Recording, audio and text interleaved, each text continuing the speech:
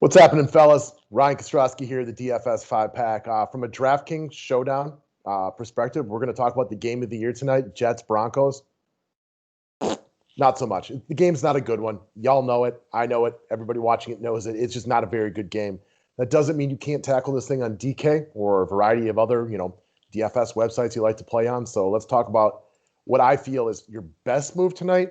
I like these showdown slates a lot and usually play for, a decent amount on them. This is not one that I'm extremely confident in because we have two very bad football teams going tonight. So a little less predictable in my opinion. That being said, doesn't mean you can't get weird with it in GPPs or doesn't mean your cash lineup can't be one of the better ones this evening.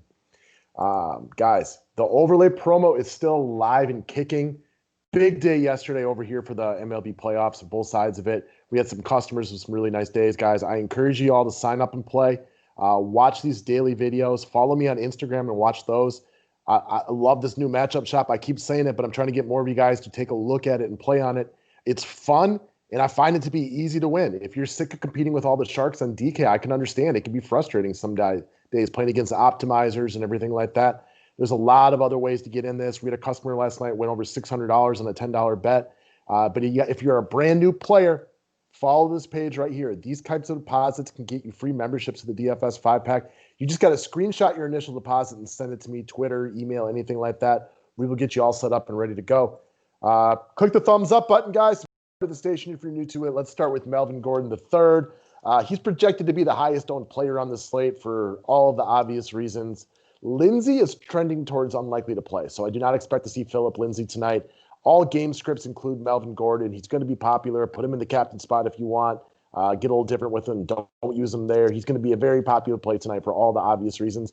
I am not a big Melvin Gordon fan, but he's the best offensive player in this game tonight. That's how sad this game is. We got a third-string quarterback tonight for the Denver Broncos. Expect them to lean on the running game. Melvin Gordon, obviously, very viable within the passing game as well, so he should get plenty of love for all of the obvious reasons that most of you guys already knew. Next up, Jamison Crowder.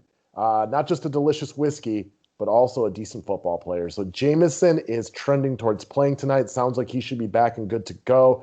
He's a slot guy that catches easy passes. See week one. He has obvious chemistry with Sam Darnold. He is my favorite overall play from the Jets tonight, assuming we get the news that he's good to go. And it sounds like he is good to go. So give me some Jamison Crowder, please. Next up, Noah Fant to the Denver Broncos. So you got a young QB tonight. Look for him to utilize the tight end as a security blanket. Fant is emerging as a good player. He's a red zone target for the Denver Broncos if they're able to make their way down here. So of all the pass catchers on the Broncos tonight, I find Fant to be my favorite one. So he's another guy I also look to get inside my cash lineup. There's almost 5 catches per game so far this season. Next up, the wily veteran Frank Gore, 6,400. So this is the best spot for the Jets this year. I was on record last week saying the Jets are a candidate to not win a game this year. I take back. I actually think they win this game. And while, even if I'm wrong on that, which I obviously could be, the Jets are terrible, they're going to lean on Gore as their offense is beat up. He is the guy with the lion's share of the carries in the running game.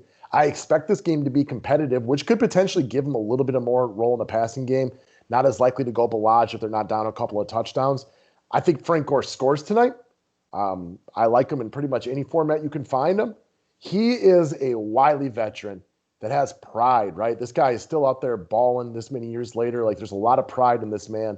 And while the Jets may have given up on their coach, this is a guy that's going to come out and do it because he's a true professional. So I like Frank Gore tonight. Last up, check out the Jets defense. Third-string quarterback, heading east this week, short week. He could be easily in over his head. And while the Jets defense is not very good, a lot of their bad positions they're put in is due to a lackluster offense. This is the Jets' best chance to win a game, in my opinion. And while I look at the defense as GPP preferable, if you tend to agree that this is a spot for the Jets D, play them wherever you want tonight. Ds often get ignored on these slates because you can only play so many players. You don't have to play a defense. This is a spot where I expect the Jets defense to play hard. This is an opportune position for them to, not completely embarrass themselves on a national stage because it's going to be a rough season in New York, but this is a good spot for the players to try really hard tonight. I think the Jets are the worst team in football, but this is their best opportunity to get a win. So I would hope some of the veterans on their team, despite the internal battles they have with the coach, pride up tonight, play their hardest, and you can see them getting a few sacks tonight for sure. Guys, that's all I got for this one. It ain't the prettiest game we're going to get all year, so if you don't like it, not a bad way to play lightly or bow out.